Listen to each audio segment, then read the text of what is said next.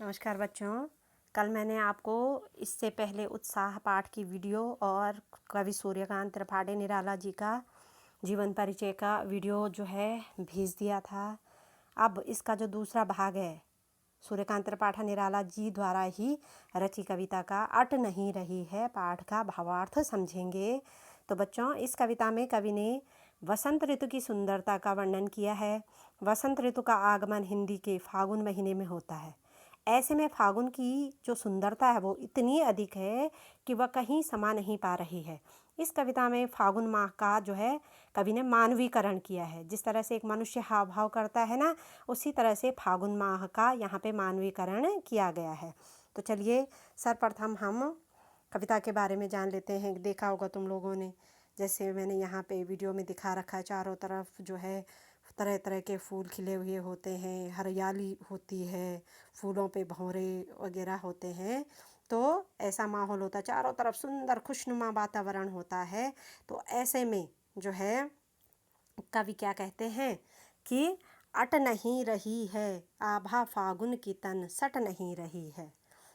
कहीं सांस लेते हो घर घर भर देते हो, उड़ने को नभ में तुम पर कर देते हो, आंख हटाता हूँ तो हट नहीं रही है। तो क्या कहते हैं कवि कि यहाँ पे आभा का मतलब होता है चमक, ग्लो होता है ना इंग्लिश में, ग्लो तो चमक। तो जो फागुन की शोभा है उसके तन यानी कि शरीर। तो यहाँ पे फागुन महीने का मानवीकरण किया गया है। तो यहाँ पे फागुन का तन क्या है? यह सारा वातावरण। सट नहीं रही है, इसमें समा नहीं रही है। तो वे कह रहे हैं, कवि कह रहे हैं कि फागुन का सौंदर्य इतना अधिक है कि इस वातावरण में समा नहीं रहा है। फिर कवि कहते हैं कहीं सांस लेते हो घर घर भर देते हो, उड़ने को नभ में तुम पर कर देते हो, है ना। तो इसके माध्यम से ये कह रहे हैं कि जब सुगंधित हवा चलती है तो ऐसा लगता है कि जैसे फागुन सांस ले रहा हो। कहीं सांस लेते हो घर घर भर देते हो, है ना, कि मानो फागुन का महीना सांस ले रहा हो।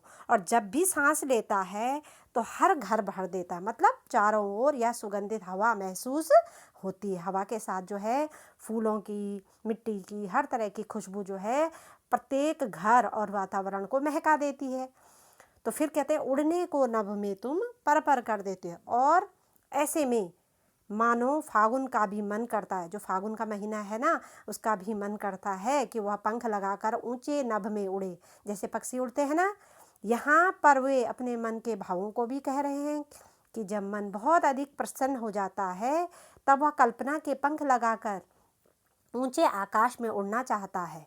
तो फिर कहते हैं आंख हटाता हूँ तो हट नहीं रही है ना। तो जब कवि कहते हैं कि जब मैं इन सब चीज़ों से, इस सुंदरता से आंख हटाना चाहता हूँ तो मन इतना प्रसन्न हो रहा है कि इसे अपलक देखते रहने का मन करता है। यानी कि मैं ऐसा मन ही नहीं कर रहा है इससे नज़रें हटाने का, और इससे नज़रें हटाने का मन ही नहीं करता। और अगर नज़र हटा भी लूँ या आंखें बंद भी कर लूँ तो यह सारा दृश्य मुझे मेरे मन में दिखाई दे रहा है। मतलब बोलने का तात्पर्य है कि चाहते हुए भी कवि इस सुंदरता को अपने मन से दूर नहीं करना चाहते हैं। अब आगे है, पत्तों से लदी डाल कहीं हरी कहीं लाल, कहीं पड़ी है उर्मे मंद गंध पुष्पमाल, पाट पाट शोभा श्री पट नहीं रही है। तो फिर क्या कहते हैं, पत्तों से लदी डाल कहीं हरी कहीं लाल। तो चारों तरफ क्या है, रंग बिरंगे फूल है और नए नए पत्ते पेड़ों पर आ गए हैं। और पत्तों से जो लदी डाल कहीं हरी दिखाई देती है तो कहीं लाल दिखाई देती है। तो और किसी वृक्ष के गले में पुष्पों की सी माला पड़ी दिखाई दे रही है। वे पुष्प कैसे हैं? मंद मंद, मंद मंद माने क्या होते हैं? हल्की हल्की सुगंध वाले। तो वो पुष्प कैसे हैं? हल्की हल्की सुगंध वाले। कह रहा है ना वो कि कहीं पड़ी है उर में मंद मंद गंध पुष्पमाल, यानी कि कहीं ऐसा दिखाई दे रहा है कि पेड़ों के गले में जो है माला पड़ी हुई है जिसमें से जो है हल्की हल्की सुगंध आ रही है। फिर कहते हैं पाट पाट शोभा श्री पट नहीं रही है, यानी कि जगह जगह, पाट पाट माने जगह जगह सुंदरता से भरपूर है और इतना अधिक हर जगह सौंदर्य दिखाई दे रहा है कि मानो इस धरती पर समा नहीं पा रहा है। तो इस प्रकार से कवि ने फागुन के महीने की सुंदरता का अत्यधिक सरल और सुंदर भाषा में अनेक बिंबों के द्वारा जो है प्रयोग किया है। और कविता का जो है मानवीकरण अलंकार है। जगह जगह में फिर कहीं पे देखा होगा अट नहीं रही है, तो यहाँ पे नहीं रही और है, ह वर्ण की आवृत्ति हो रही है, इसलिए अनुप्रास अलंकार है। फिर जैसे घर घर, तो घर घर में जो है पुनरुक्ति प्रकाश अलंकार है। पर में भी पुनरुक्ति प्रकाश अलंकार है। जैसे पत्तों से लदी डाल कहीं हरी, यहाँ पे भी कहीं हरी कहीं लाल है ना, तो यहाँ पे भी अनुप्रास अलंकार है। जो है मंद गंध पुष्पमाल, यहाँ पे भी पाठ पाठ पुनरुक्ति प्रकाश अलंकार है ना। तो इस प्रकार से भाषा जो है इसकी खड़ी बोली है और मुक्तक छंद का प्रयोग किया गया है।